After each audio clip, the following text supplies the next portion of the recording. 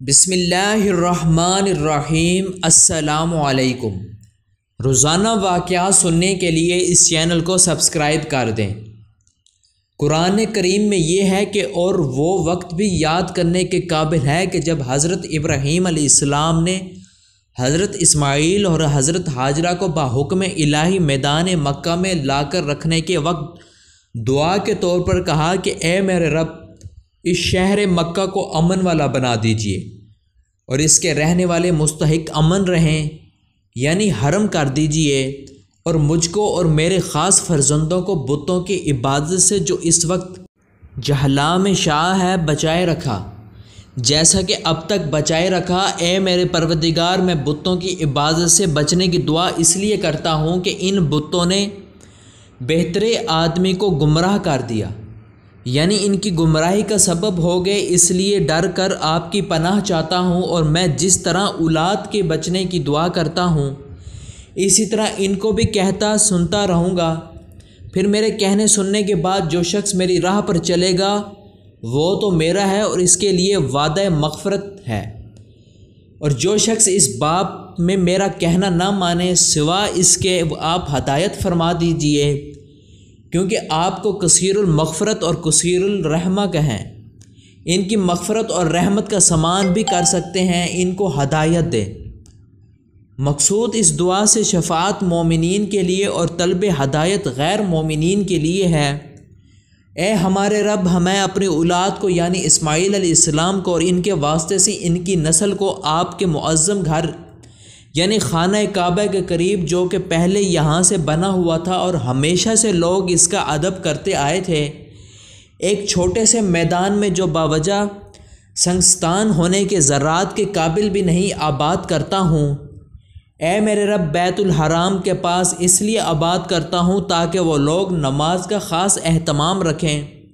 اور چونکہ یہ اس وقت چھوٹا سا میدان ہے تو آپ کچھ لوگوں کے قلوب ان کی طرف مائل کر دیجئے کہ یہاں آ کر رہیں تاکہ آبادی پر رونق ہو جاوے، اور چونکہ یہاں زراعت وغیرہ نہیں ہے اس لیے ان کو محض اپنی قدرت سے پھل کھانے کو دیجئے تاکہ لوگ ان نعمتوں کا شکر ادا کریں۔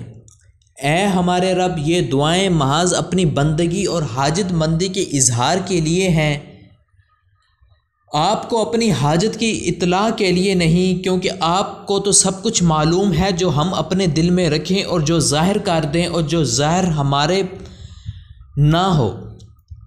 اللہ تعالیٰ سے کوئی چیز بھی مخفی نہیں، یہ زمین میں اور نہ آسمان میں۔ کچھ دعائیں آگے آئیں گی اور بیچ میں بعض نم سابقہ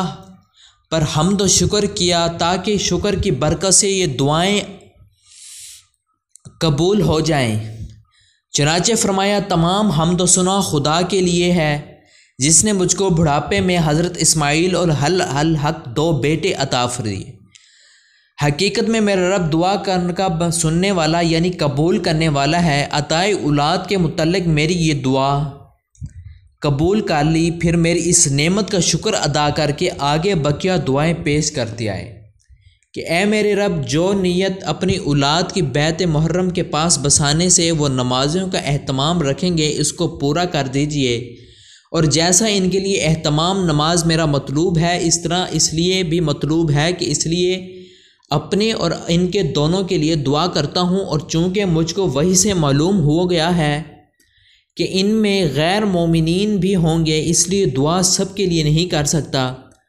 بس اس مضامین پر نظر رکھ کے یہ دعا کرتا ہوں کہ مجھ کو بھی نماز کا خاص اہتمام کرنے والا اور میری اولاد میں بعضوں کو نماز کا اہتمام رکھنے والا کر دیجئے۔ اے ہمارے پروردگار، میری یہ دعا قبول کر دیجئے، اور میرے رب میری مغفرت کر دیجئے، اور میرے ماں باپ کی بھی اور کل مومنین کی بھی، اور حساب کتاب ہونے کے دن یعنی قیامت کے روز سب مذکورین کی مغفرت کر دیجئے۔ مزید اس طرح کے واقعات سننے کے لیے اس چینل کو سبسکرائب کر دیں۔